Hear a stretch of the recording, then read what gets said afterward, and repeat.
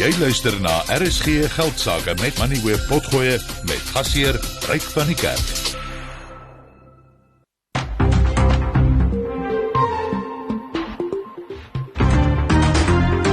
Jy luister na RSG Geldsake met Ryk van die Kerk.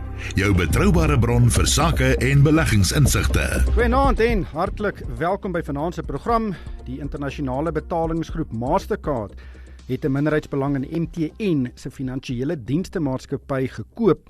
Nou, wat interessant is dat die transaksie 'n waardasie van sowat 100 miljard rand op hierdie maatskappy MTN Fintech plaas. En dit is meer as die huidige markwaardes van Santam, Investec, Old Mutual en Outsurance, en dit is net minder as die markwaarde van Nedbank van 105 miljard rand. En ek dink baie finansiële instellings sal 'n bietjie skrik as hulle die waardasie sien op hierdie finansiële afdeling van 'n groot selfoonnetwerk. Dit moet beslis 'n ontwrigting in hierdie bedryf veroorsaak. En ek gaan vanaand gesels met Kokkie Kooiman van Denker Capital daaroor. Dan die mededingingskommissie het die konstitusionele hof genader vir verlof tot appel teen 'n uitspraak van die mededingingsappelhof wat 17 plaaslike en internasionale banke kwytgeskeld het in die randmanipulasie saak. Die kommissie vra nou vir verlof tot appel teen 13 van die banke wat basies deur die appelhof vrygespreek is. Nedbank, Standard Bank en FirstRand is deel van hierdie groep en ek gaan met Amor Burger-Schmidt van Werkmans daaroor gesels. Dan die internasionale eiendomsdienstemaatskappy Savills het pas sy prima residensiële wêreldstede indeks bekendgestel. Nou, die indeks meet die verandering van luukse residensiële eiendomspryse in 30 stede reg oor die wêreld, en ons praat hier van regtig duur huise, 40 miljoen plus. En een van die stede wat deel is van hierdie peiling is Kaapstad. En ek gaan met Andrew Golding van Pam Golding daaroor gesels. En dan op Dinsdag gesels ons oor landbousake en vanaand gesels ons oor 'n kritieke onderwerp. En dit is die verval van die plattelandse gebiede in die land. Nou, dit strek baie wyer as net infrastruktuur vir elektrisiteit en water, wat in baie gevalle in dorpe uitmekaar val. En dit sluit ook natuurlik swak bestuurde plaaslike owerhede in. Daar's ook baie breë maatskaplike probleme. Maar die publikasie Landbou Weekblad wil iets daaraan doen en bied binnekort 'n interessante konferensie aan oor moontlike oplossings vir Suid-Afrika se vervallende platteland. En ek gaan met Chris Burgess, die redakteur van Landbou Weekblad, gesels. Die insetsel word geborg deur Finband Groep Beperk. Kontak hulle op 0860442211, Finband Groep Beperk. En dit beteken Henko Creer moet vir ons vertel wat het vandag op die markte gebeur. Goeienaand. Amerikaanse markte is tans gemeng met die Dow Jones wat 0,2% stewiger verhandel, maar die Nasdaq wat nou 0,2% laer verhandel. Die S&P 500 is tans onveranderd. Europese beurse het mooi in die groen gesluit met die FTSE 100, die Duitse DAX en die Franse CAC 40 elkeen 0,7% hoër.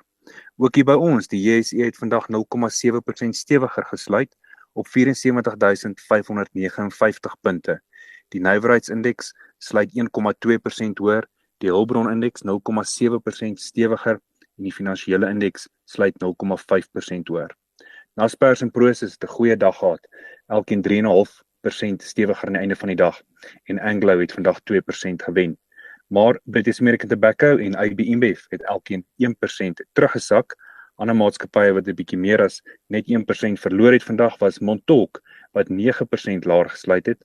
Alphamin het 4% verloor, Motus, Sirius en Supergroup elkeen 2,5% af, en Dis-Chem, Harmony, South32 en Thungela elkeen 1,8% swakker. Aan die positiewe kant, Implats het vandag 2,5% stewiger gesluit. Pick n Pay, MTN en Sibanye Stillwater het elkeen 2% gewen, en Capitec, Vodacom en Spar elkeen 1,9% hoër. Op die kommoditeitsmark is die goudprys $2030 per fyn ons. Platinum is nou $910 en palladium $950 per fyn ons.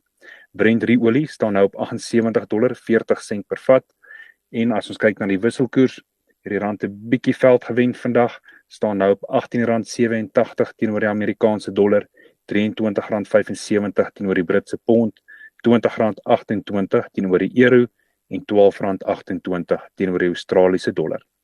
'n Bitcoin kos nou $42.900 Dit is ook R827.000. En as ons kyk aan die plaaslike staatseffekte, die R186 verhandel nou teen 8,75% en die R209 verhandel teen 11,7%. Enkel baie dankie. Chantel Marx is hoof van beleggingsnavorsing by FNB Private Wealth. Sy sit hier langs my in die ateljee. Goeienaand Chantel. Tweede relatief rustige dag op die beurs. Ek dink baie beleggers sal dit vat. Maar ek wil begin by die groot koöperatiewe storie van die week, of seker al van laasweek af. Dit is MultiChoice wat in die versier is van Kanaal Plus, en hulle is vandag 'n bietjie die vinger gekry, die wysvinger van die oorname regulasiepaneel. Hulle sê julle kan nie so in die media beklei nie, die kommunikasie moet deur ons kom. Ja, en ek was nogals verbaas dat die kommunikasie nie deur hulle gegaan het nie. Ek meen, dit het nie van Kanaal Plus afgekom nie, en dit het ook nie van MultiChoice afgekom nie. En beide entiteite is deel van groot geluiste maatskappye. MultiChoice is 'n groot geluiste maatskappy. Hy ken die JSE se reëls, en Kanaal Plus is deel van Vivendi wat in Frankryk 'n gelys is wat soortgelyke reëls het. Jy kan nie net gaan na raadslede toe en sê, okay, hier is R105 'n aandeel en nee, ons soek dit nie, en niks van hierdie goed gaan deur daai paneel nie. Dis vir my so 'n bietjie basies. Ja, ek dink daar was voorheen 'n geval, ek dink tussen Impact en Caxton was daar ook 'n bietjie van kommunikasie deur die media, en toe het die sekuriteitepaneel gesê, nee, daar moet 'n bietjie meer reëls wees, dat die hele onderhandeling nie in die media gevolg word nie. So ek verstaan ook, hoekom moet jy nou kommunikeer deur die reguleerder? So ek dink dit is net sodat hulle seker maak dit raak nie morsig nie. As jy onthou wat gebeur het met Caxton en Impact, dit was 'n moddergooiery heen en weer. En baie duidelik wou Impact nie oorgeneem word geword het deur Caxton nie, en hulle het klomp stories in die media geplant oor van hulle groot kliënte wat gaan waai en dinge soos dit, en niks van daai goed het gerealiseer nie. Op die ou end het daai praatjies ook tot niet gegaan. Ek weet nie of daar nog goeders in die agtergrond aangaan nie, maar ek meen dit was morsig, en mens soek nie 'n soortgelyke situasie nie. Mens wil seker wees alles is regverdig, aandeelhouers het al die feite wat hulle nodig het, en dat die regte proses gevolg word, want as aandeelhouers moet mens beskerm word. Klink my of die reguleerder 'n bietjie woke is, maar kom ons los dit daar. Rainbow Chicken se eienaar is RCL, en natuurlik hulle besit RCL besit 'n groot hoenderbesigheid in Rainbow Chicken. Verlede jaar was 'n gemors in die hoenderbedryf, en die maatskappy het egter nou 'n handelsverklaring uitgereik en gesê, luister, ons het hierdie skip gedraai. Ja, kyk, toe ons gedink het aan wat RCL gaan doen hierdie jaar, hulle het hoender, hulle het suiker, en dan het hulle 'n voedselproduk besigheid wat eintlik nogals redelik groot is en baie sterk is. So ons het gedink die voedselbesigheid gaan redelik doen. Ons het gedink die hoenderbesigheid gaan 'n baie moeilike tyd hê. En dan was ons onseker oor wat met die suikerbesigheid gaan gebeur. Maar dit lyk asof die hoenderbesigheid baie beter gevaar het as byvoorbeeld Astral. Astral het baie gesê ook in terme van waarmee hulle sukkel en wat die probleme is, maar dit lyk asof Rainbow 'n klein bietjie beter gedoen het om daai probleme of om deur daai probleme te werk. Dan in hulle suikerbesigheid het pryse hulle ongelooflik baie gehelp, en verbasend was die verbruikersvoedselbesigheid was eintlik maar plat vir die jaar, waar ons eintlik redelike goeie uitslae gekry het by byvoorbeeld I&J. Nie I&J nie, AVI. I&J het gesukkel binne in AVI. Maar AVI het redelik goed gedoen. En Tiger Brands het redelik goed gedoen met Astral het 'n goeie aankondiging gedoen, ek dink verlede week. As Astral het ook gesê dinge lyk 'n klein bietjie beter. So ja, ek dink dit was redelik goed. Ek het nie verwag hulle gaan so vinnig regkom nie. Wat vir my nou die vraagpunt is wat nou oor die regulatoriese inmenging in die hoenderbedryf op die oomblik, want dit lyk asof tariewe gaan verlaag word vir ingevoerde hoender, maar dit lyk asof Rainbow en Astral hulle self reggekry het na hierdie voëlgriep storie, en dat hulle kan verskaf aan die plaaslike mark. So ek dink dit gaan vir hulle 'n groter probleem wees as wat die voëlgriep was op die einde van die dag. Ja, interessante bedryf daardie. Dan ek weet nie, hierdie Nkosana Makate, Nou hy is die persoon wat die Please Call Me diens uitgedink het hier in die 2000s. Dis daai diens waar as jy iemand wil bel, maar jy het nie ligtyd nie, dan stuur jy 'n SMS vir 'n persoon en sê bel my asseblief terug en dan bel jy terug en dan maak die selfoonnetwerk natuurlik geld uit die proses uit. Nou hulle is al sedert 2008 in die hof. Makate het vir Vodacom gesê, luister, ek is beloof, ek kan 'n deel van die wins kry, as omdat ek hierdie goeie idee gehad het. Hulle is nou al, soos ek gesê het, van 2008 af in die hof en op 'n stadium het Vodacom vir hom 47 miljoen rand aangebied. 47 miljoen rand. Hy het gesê, nee, hy soek meer. Hy is toe nou appelhof toe. En die appelhof het nou gesê, ja, jy verdien meer en die saak is teruggegooi na Vodacom toe om 'n nuwe bedrag te bepaal. So hulle weet nog nie wat die bedrag is nie en dit moet gebeur voor, ek dink die einde van Februarie. Groot uitspraak hierdie, want ek sien een van die berigte is dat daar die diens het al vir Vodacom oor die jare omtrent 70 miljard rand se inkomste gegee. Ja, kyk, as 'n verbale kontrak is 'n verbale kontrak. Dit is nog steeds 'n kontrak. Jy moet dan vir hom 'n tipe van 'n winsdeling gee wat proporsioneel is aan die geld wat hulle gemaak het. Dit hoef nie spesifiek groot te wees nie, maar ek is seker dit moet groter as 47 miljoen rand wees. En dan het die appelhof ook gesê, jy moet dink aan tydwaarde van geld. Inflasie het 'n impak op daai 47 miljoen wat hulle vir hom in die eerste plek aangebied het. En hulle moet 'n rentekoers aan dit sit. So ek dink dit gaan definitief baie oor as 47 miljoen rand wees, al dink mens net aan tydwaarde van geld, aan inflasie en die rentekoers. Maar ek glo dat dit gaan moet proporsioneel wees. En ek is seker Vodacom is nog steeds besig om geld te maak uit die Please Call Me's. Nee, absoluut verseker. Dan gaan ons 'n stewige brandstofprysverhoging kry en weer eens, dit is 'n funksie van die swakker rand en die olieprys wat 'n bietjie sterker was verlede maand. Ja, die brandstofpryse is maar wisselvallig en dit is maar baie afhanklik van die olieprys en is baie afhanklik van die rand wisselkoers. So dit gaan verander van tyd tot tyd. Ongelukkig is ons in 'n posisie in Suid-Afrika waar die rand struktureel verswak oor tyd en dit is 'n funksie van inflasie en rentekoerse wat hoër is as in die res van die wêreld. Natuurlik is daar ook 'n paar goed wat ons self kan doen om ons geldeenheid te versterk. Ongelukkig het ons nog nie goed daarby uitgekom nie. So ek dink ons kan verwag dat brandstofpryse oor tyd sal opneem, maar hopelik is daar 'n klein bietjie verligting as ons dalk 'n tydelike versterking in die rand sien. Ja, die prys van petrol styg met 75 sent 'n liter, dis vir 93 en 95 oktaan. En in Gauteng of in die binneland gaan jy R23.24 'n liter betaal en aan die kus R22.52 en die groothandelprys van diesel styg met tussen 70 en 73 sent per liter en dit beteken jy gaan in Gauteng so R21.36 betaal en aan die kus R20.64. Die insetsel is geborg deur Finband Groep Beperk. Kontak hulle op 0860442211 Finband Groep Beperk. Standvastigheid, konsekwentheid en betroubaarheid. Kwaliteite wat in hierdie onbestendige tye skaars en van onskatbare waarde is. Finbond Groep Beperk is 'n bewese bondgenoot sedert 2003 met nagenoeg 600 internasionale takke en 'n indrukwekkende baanrekord van gewaarborgde opbrengste op beleggings. Verdien 11% nominale rente per jaar op 'n 5-jaar termynbelegging van R1 miljoen of meer. Geen inisiasie of administrasie fooie word gehef nie en rente kan uitbetaal of gekapitaliseer word. SMS RSG na 30635 of e-pos deposito by finbond.co.za. Vir die belangrikste sakenuus, skakel in op RSG Geldsake. Die internasionale betalingsgroep Mastercard het 'n minderheidsbelang van gekoop in MTN se finansiële dienste maatskappy. Die belegging beloop sowat 3,8 miljard rand. En wat interessant is dat die transaksie 'n waardasie op hierdie maatskappy MTN Fintech van sowat 100 miljard rand eerder plaas.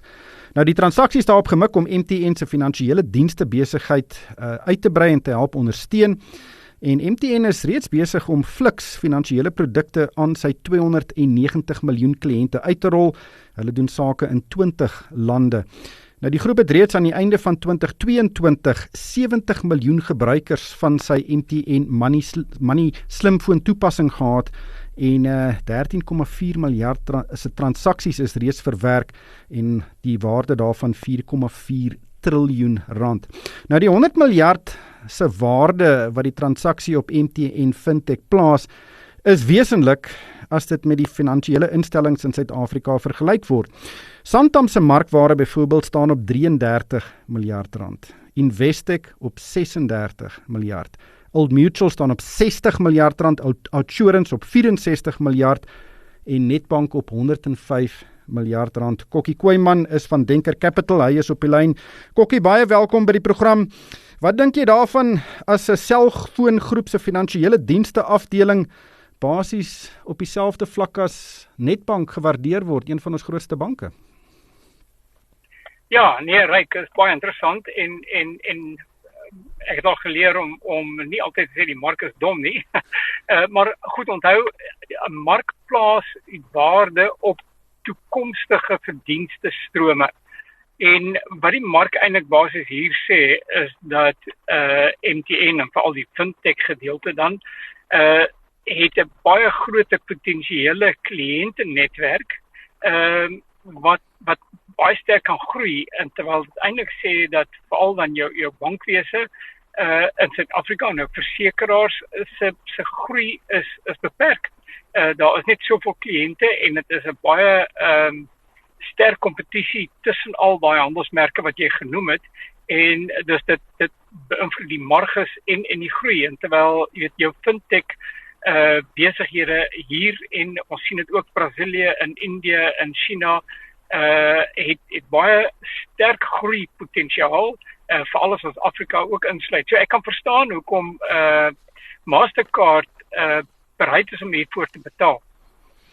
Ja, miskien het hulle te veel betaal, dit sal ook daardie som beïnvloed, maar dit is baie duidelik dat selfoonnetwerke se tradisionele sakemodel 'n bietjie op sy kop gekeer is met datadienste, want mense kan basies nou verniet bel op 'n netwerk as jy nou 'n wifi areas byvoorbeeld, of 'n baie goedkoper bel as tradisionele selfoonoproepe deur WhatsApp en dis meer.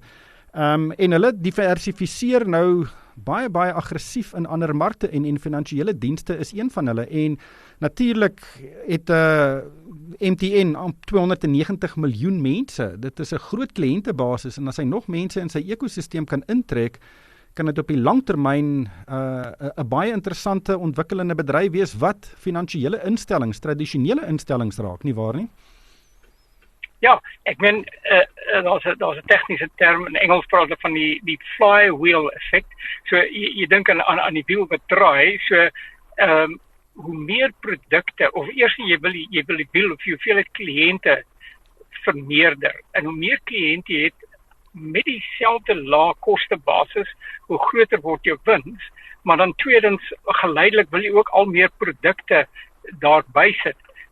Nou goed, onthou net as jy dit vergelyk met banke en versekeraars, is daar 'n verskil in dat die produkte waar die selfoonnetwerke beweeg, word nie so swaar gereguleer nie, en is baie keer ook makliker oor grense heen, ook nie so maklik deesdae nie, maar dit is 'n transportable besigheid, terwyl sê maar bankwese en versekeringwese is baie moeilik om te skuif van een land na 'n ander.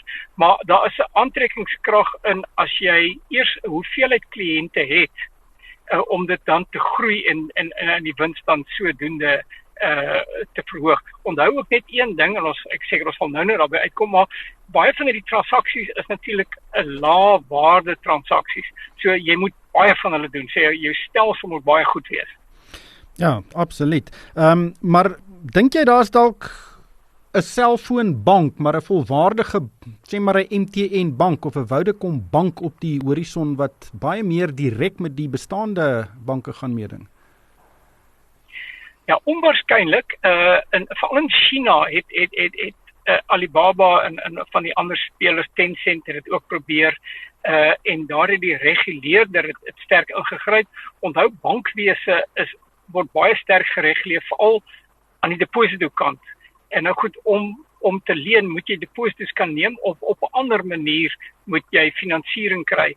So en selfs aan die leningskant word dit al meer gereguleer.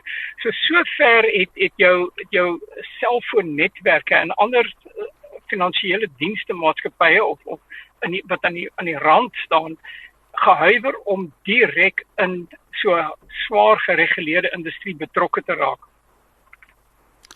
Ja, regulasies is iets wat, soos jy nou sê, hier 'n baie groot rol speel. Maar as jy 10 jaar in die toekoms inkyk, hoe dink jy kan die bankbedryf en veral die winsgewendheid van banke geraak word deur mense wat dan baie keer nou eerder produkte van hulle selfoonnetwerk gaan gebruik as wat hulle miskien tans by hulle eie bank gebruik? Ja, kyk, ek dink wat ons wel sien en ook meer sal sien is samewerking tussen die twee, en dan gaan dit oor 'n bank wat sê maar saamwerk om toegang te kry tot die kliëntnetwerk van die selfoonmaatskappy en dit gee hom dan nie vermoë om dan sy produkte of deposito's of lenings of ander produkte te verkoop of versekeringsprodukte aan daai netwerk en jy sien dit al hoe meer gebeur. Maar dit bly steeds moeilik. In terme van die banke probeer natuurlik self ook. Ons het baie goeie voorbeelde in die wêreld. Die een was Tinkoff of is nog steeds. Hulle gaan nog steeds aan agter nou letterlik die ystergordyn in Rusland. Een van die vinnig groeiende maatskappye wat juis hierdie gedoen het deur die beste dataverwerking en data bank te geword. As 'n ander een wat mense minder ken, Kaspi in Kazakhstan. Interessant, albei lande soos in Afrika waar daar swak fisiese infrastruktuur is en waar sulke dienste makliker gebruik word buite die bestaande bankstelsel. Maar ek dink wel, jy's reg, ons gaan al hoe meer sien dat die twee of oorvleuel of dat jou selfoonnetwerke al meer gaan begin produkte verkoop, soos byvoorbeeld MTN reeds doen selfoondienste of selfoontyd wat hulle verkoop. Nou jy kan geleidelik al sulke produkte byvoeg aan jou bestaande produkreeks. Ja, soos weer kyk na die resultate van MTN en Vodacom gaan ek beslis fokus op hoe hulle finansiële dienste afdelings presteer. Kokkie, dankie vir jou tyd. Dit was Kokkie Kooiman van Denker Capital. Chantal, het jy gefrons toe jy daai syfer sien? Ek het bietjie gefrons toe ek het gesien het. Kyk, ons het verwag dat dit 'n redelike hoë syfer gaan wees, maar in die konteks van MTN se algehele waardasie is dit ongelooflik hoog. En dit wys jou dat die kernbesigheid van MTN en teenoor die kernbesigheid van Vodacom word nie baie hoog geag nie. En dit is juist wat jy genoem het. Mense bel nie meer so baie nie. Hulle gebruik wel die data en die data afdeling groei, maar jy het ook wifi waar jy kan vanaf bel. My selfoonrekening het die afgelope paar jaar dramaties gedaal en ek gebruik nogal my foon baie, vra my vrou. Maar jy het nou gesê MTN se markwaarde is relatief laag. Dit staan op die oomblik op 180 miljard rand. En hierdie afdeling word nou op 100 miljard rand. Miskien is die antwoord baie eenvoudig. Mastercard het te veel betaal. Nee, ek dink nie Mastercard het te veel betaal nie. Ek dink wel MTN is so klein bietjie onderwaardeer deur die mark op die oomblik. Mense is ongelooflik bang vir Nigerië en die Nigeriese geldeenheid op die oomblik. So ek dink MTN is nie baie duur nie, maar die risiko is nog steeds redelik hoog. Maak Eduvos jou eerste keuse. Topgehalte privaat hoër onderwys met 12 kampusse landwyd. Meer as 20 geakkrediteerde kwalifikasies wat internasionaal erken word in die fakulteite toegepaste wetenskap, handel en regte, geesteswetenskappe en inligtingstegnologie. Studeer voltyds, deeltyds op kampus en aanlyn, begelei deur ervare dosente. Konnekteer ook met finansieringsvennote en eksterne beursgeleenthede. Vind jou kampus en skryf vandag nog in op www.eduvos.com.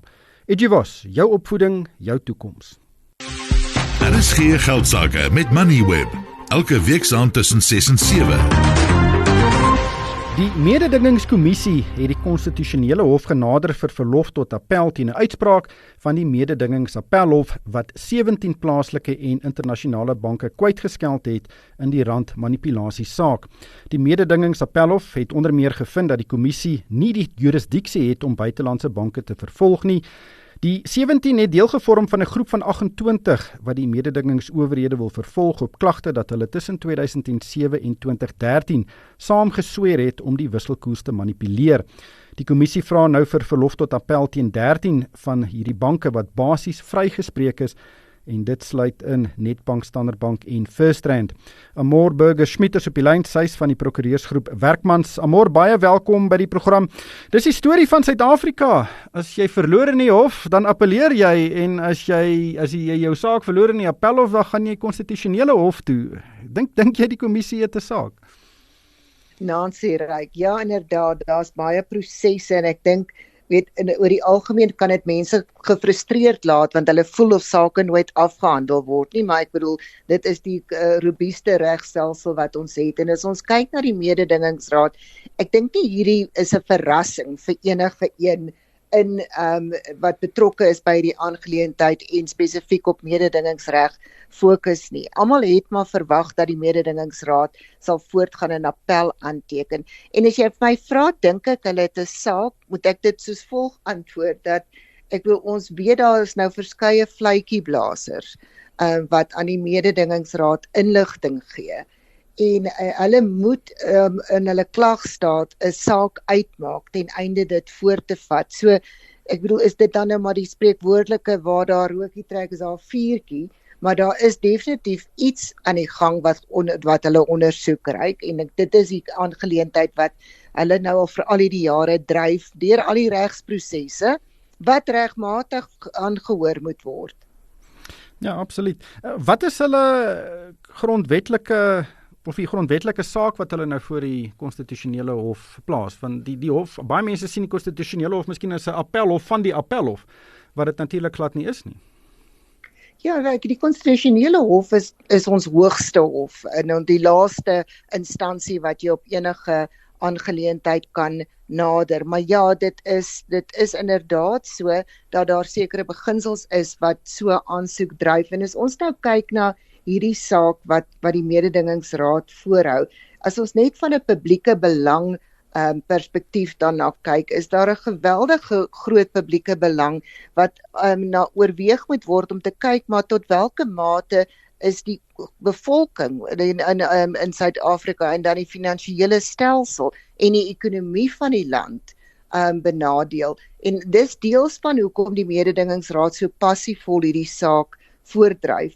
En ons het ook internasionaal gesien, Ryk, ons moet onsself daaraan herinner, hierdie is nie net 'n Suid-Afrikaanse aangeleentheid nie. Ons het al in verskeie ander jurisdiksies gesien dat daar mense vervolg is vir die vaststelling van wisselkoerse en hoe hierdie goed uitgespeel het in die mark. So ons staan nie op ons eie as Suid-Afrika of die mededingingsraad staan nie op 'n mededingingskommissie staan nie op hulle eie nie.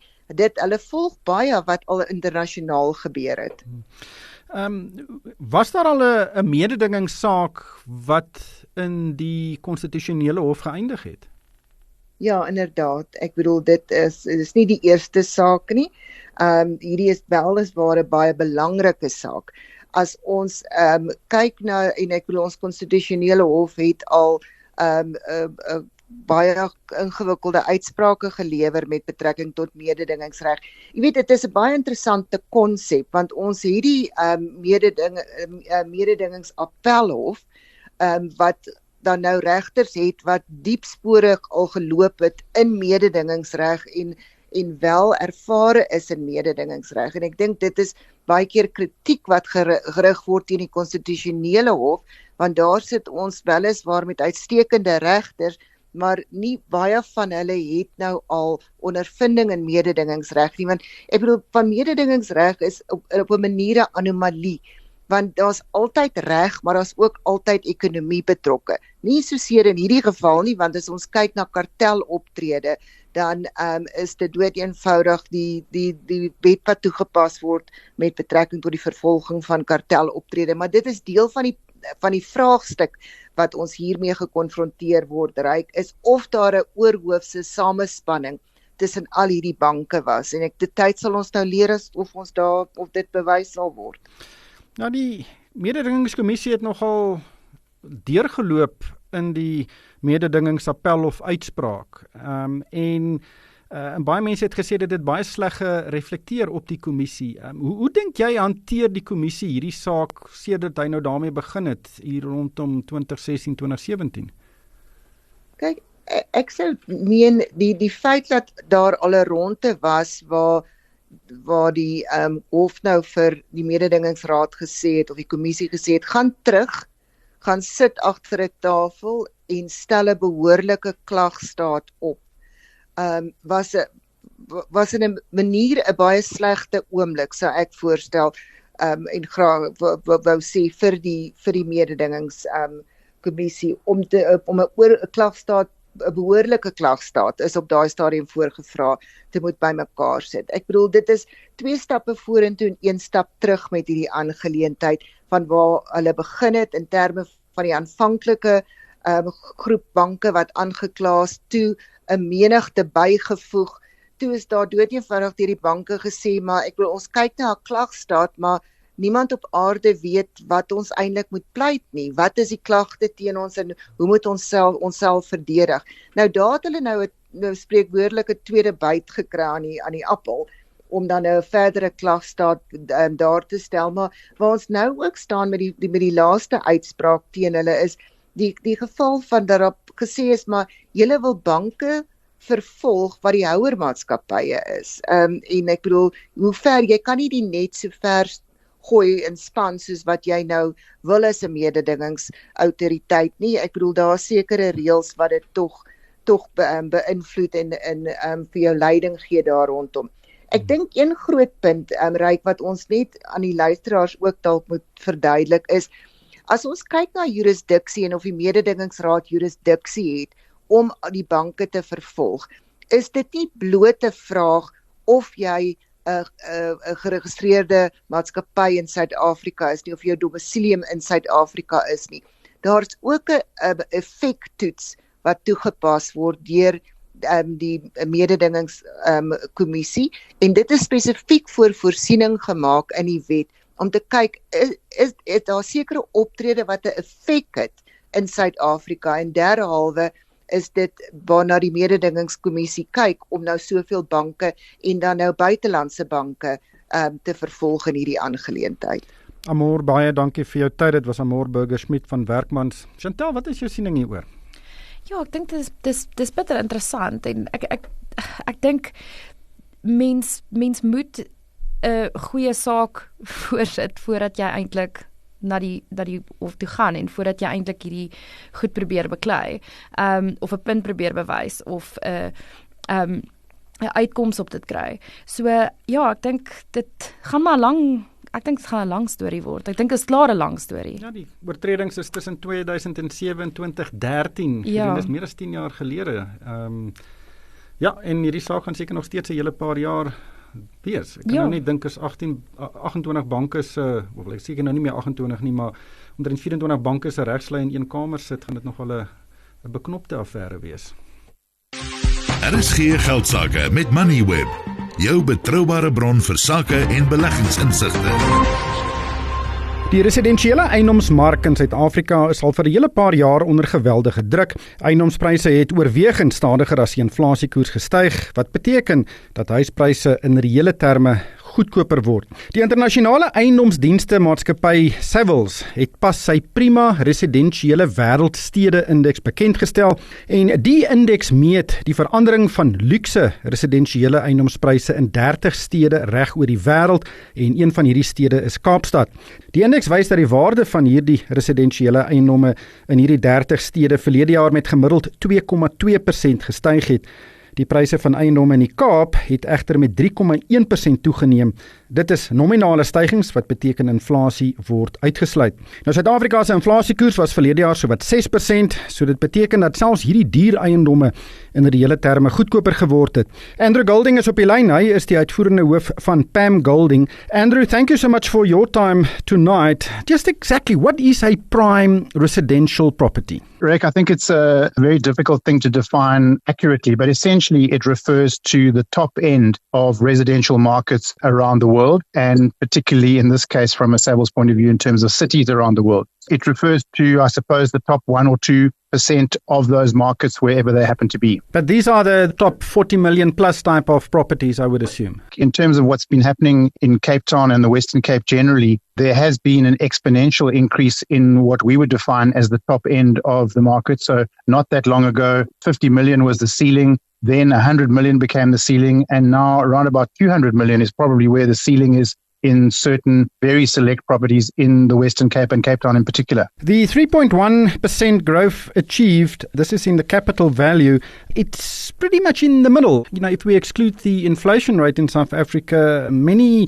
prime cities around the world saw similar type of increases. Rome 3.3%, Barcelona 3.4%, Milan 2.5%, Lisbon 1.6%. So how do you view this increase in value of 3.1% in Cape Town? From a statistical point of view, it is in the middle of where the Global Cities Index is. Anecdotally, from a Cape Town perspective, there are a number of segments to the very top end of the market. So this doesn't take that into account. I think that what's happened in many cities around the world is that the very top end of those markets are commoditized in dollar terms. And so one is comparing a property in New York with a property in Clifton in Cape Town and comparing those prices on a dollar-based viewpoint. And so from that perspective, the growth rates are comparable. And I think generally speaking, last year was a relatively muted year for a residential property, generally speaking. And so that house price growth number is probably where we would expect it to be. From the report, it's quite evident how cheap Cape Town is. You refer to New York.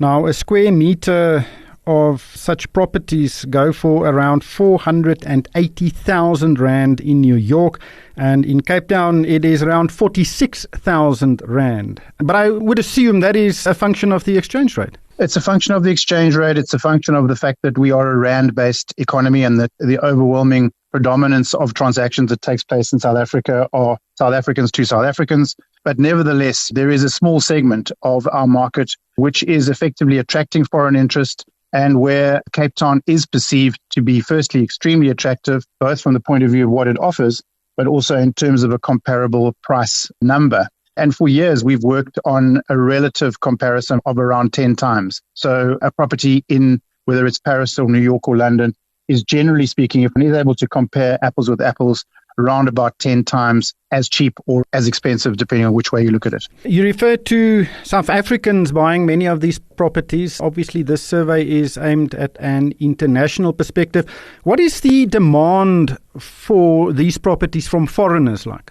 The market is predominantly a South African market across the South African residential sphere, generally speaking. At the very top end, there is a slight more emphasis on international purchasers who obviously have potentially greater purchasing power. But generally speaking, we're talking about somewhere around 1% of the total number of properties sold in the country are being sold to foreigners. If one looks at specific suburbs, specific areas within Cape Town or the Atlantic seaboard as an example, that number might jump to 5 or even 10%. But it certainly isn't the dominant buying force that you would think it is. But at 10%, it is a significant number. That 1% which was achieved, how does that compare with previous years? So that's relatively stable. I think that across the total market, if one looks at the South African market, there are around 250,000 properties that are exchanged every year. So 1% of those are being bought by foreigners. In fact, it's probably less than 1%. If you look at it in absolute numbers, it's closer to 1% in terms of value. It really is a very small number. The report also highlights that the costs of buying a house in Cape Town, and I would say probably per definition South Africa, is very expensive. The index shows that for somebody to buy, hold and sell a property in Cape Town, the cost would represent around 20% of the value. Now, this is for sales of $2 million or more. Singapore runs at around 70%, but there are some external factors influencing that. But 20% costs, it seems excessive. Our transaction costs have always been relatively high compared to the rest of the world. It is a factor that anyone purchasing here needs to take into account. And that is obviously a purchasing consideration and then a selling consideration. So we normally look to advise people around the fact that the initial transaction costs are somewhere around 8 to 10%, and that then, should you wish to sell later on, one needs to consider that those exiting transaction costs are also around 8 to 10%, but we always advise that property is a long-term hold. So I think one's got to take a view on house price growth over the medium to long term of that purchase. And obviously, if you're looking to come out on the right side of the investment equation, then one would need to have a capital uplift of significantly more than those transaction costs in order to have a positive return. Now, obviously, these are absolutely prime properties, but it seems like there is some price pressure, like we've seen in all segments in the South African residential property market. Do you think that's a fair assessment? It's not only the cheaper properties that are facing some headwinds, the more expensive properties are too. So I think that foreigners and locals all do their homework. They certainly inform themselves as to what's happening in the market. The market is fundamentally determined by supply and demand. And so the property market has been in an interest rate influenced slowdown over the last 18 months. And as a consequence, house price growth, generally speaking, has slowed down. And there's no doubt that generally across the top end of the market, pricing has followed that. Having said that, at the very top end, it is a much more individualized purchase consideration. And consequently, buyers are perhaps less price sensitive because they have the means and they have the affordability to acquire these highly desirable and iconic properties. Ons sal daarmee los. Andrew, baie dankie vir jou tyd vanaand. Dit was Andrew Golding. Hy is die uitvoerende hoof van Pam Golding. Ek het nou vroeër verwys na die koste vir 1 vierkante meter van een van hierdie luukse eiendomme in Kaapstad. Dit was R46,000. Die duurste eiendom in die wêreld is Hong Kong. Daar kos 1 vierkante meter jou R740,000. New York, soos ek gesê het, R480,000. In Londen is dit R360,000 'n vierkante meter en in Sydney in Australië R340,000. Besoek RSG Geldsake se Facebookblad en kom ons gesels. Dis Dinsdag en ons gesels in die laaste segment oor landbou sake en vanaand gesels ons oor 'n kritieke onderwerp en dit is die verval van plattelandse gebiede. Dit strek veel wyer as net infrastruktuur vir elektrisiteit en water en ons paaie, want baie dorpe val nie net uitmekaar nie, daar is ook baie swak plaaslike owerhede en ook breë maatskaplike probleme. Nou, boere is 'n baie belangrike rolspeler in die platteland en die verval raak hulle dus baie erg. Hulle het ook 'n groot bydrae om te lewer. Chris Burgess is op die lyn. Hy is die redakteur van Landbou Weekblad. Chris, baie welkom by die program. Julle bied binnekort 'n konferensie aan daar by Nampo Park en naby Botawil in die Vrystaat oor moontlike oplossings vir die probleme op die platteland hier in Suid-Afrika. Wat behels dit? Ja, goeienaand Ryk en goeienaand aan julle luisteraars. Ja, dit is so 'n breë onderwerp. Ons werk nou 'n hele paar maande aan hierdie konferensie. Basies wat ons gedoen het is om te sê, jy weet, ons bedieningsgebied is in die platteland en baie van ons kom van die platteland af. My broer boer self in die Noord-Oos-Kaap. Jy weet, ek kom self van 'n klein dorpie in die Noord-Oos-Kaap. So ons sien hoe die verval plaasvind en hoe dit landbou impakteer. Jy weet, 'n goeie vriend van my, Claude Kloete daar in die Noord-Oos-Kaap berge wat met merinos boer. Hy sê altyd, jy weet, die grootste bedreiging vir landbou waar hy boer is vrouens, want niemand wil daar in die Gopse gaan bly in 'n vervalle area waar daar nie hospitale is of skole nie. Jy weet, geen vrou wil daar gaan bly nie, so die jong boere trek nie terug nie. So dit is regtig 'n kritiese 'n probleem en ons het, jy weet, vir mekaar gevra, jy weet, wat is dit wat Landbou Weekblad kan doen om 'n bydrae te maak om moontlike oplossings te probeer vind. En basies, jy weet, het ons besluit ons gaan maar doen wat media doen en dit is om die stories te vertel van die mense wat oplossings kry vir die probleme in die platteland oor al die probleemareas, van opvoeding tot gesondheidsorg, tot energie, tot infrastruktuur, tot sosiale kohesie. En wanneer mense eintlik begin krap, is dit ongelooflik om te sien wat mense eintlik in die platteland doen en die oplossings waarmee hulle vorendag kom. Van die Barkley Oos Hospitaal tot Ryds se ouetehuis tot die Bethlehem sekuriteitssentrum wat landelike misdaad 'n hok slaan.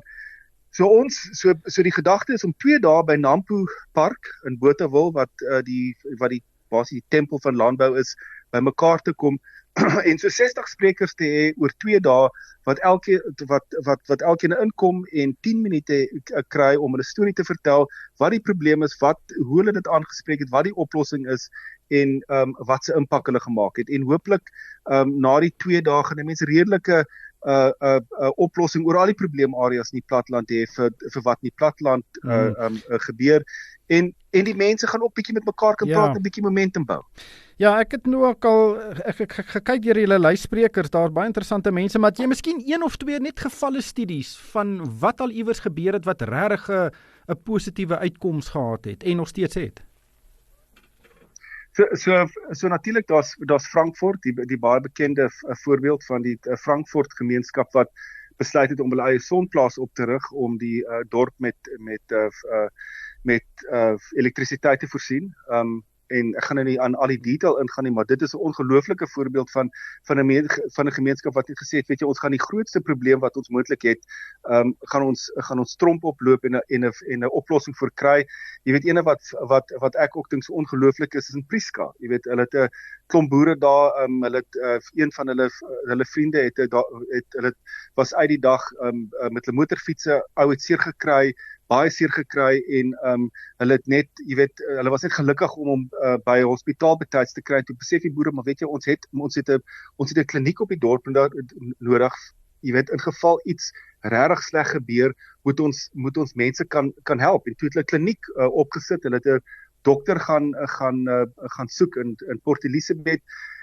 Die ou en sy familie opgekry en nou het hulle regtig so van 'n kliniek in Prieska ingeval hulle ernstige probleme optel dan het hulle die kliniek of by Koster waar hulle die waterwerke oorgeneem het. So ja, ongelooflike stories van mense wat werklike probleme oplos in die platteland. Dan net laastens, hoeveel wie moet daar wees? Right, dis die 20ste en 21ste Februarie, dis nou oor 2 weke by Nampo Park in Botawil. En mense kan hulle kaartjies gaan koop by Quicket op die aanlyn platform. Enigiemand wat 'n probleem het, stuur net vir ons 'n e-pos by events@landbou.com en ons sal julle uithelp en jy weet, ons hoop mense kom, ek hoop mense kom luister na die stories en ek hoop ons kan 'n bietjie momentum bou om 'n bietjie positiewe verandering op die platteland te bewerkstellig. Ja, dis 'n goeie inisiatief. Kan mense aanlyn inskakel? Nee, maar wat ons wel gaan doen is ons gaan hopelik jy weet al die toesprake gaan ons aanlyn op 'n digitale portaal sit. Jy weet die gedagte is om bietjie momentum te bou en jy weet dat die oefening nie stop by die konferensie nie, maar jy weet dat ouens by mekaar kan leer. So ons sal al die toesprake op 'n call sal ons digitaal beskikbaar maak. Chris, dankie vir jou tyd, sterkte met hierdie goeie projek. Dit was Chris Burgess, hy is van Landbou Weekblad. RSG Geldsake met Moneyweb, elke week saam tussen 6 en 7.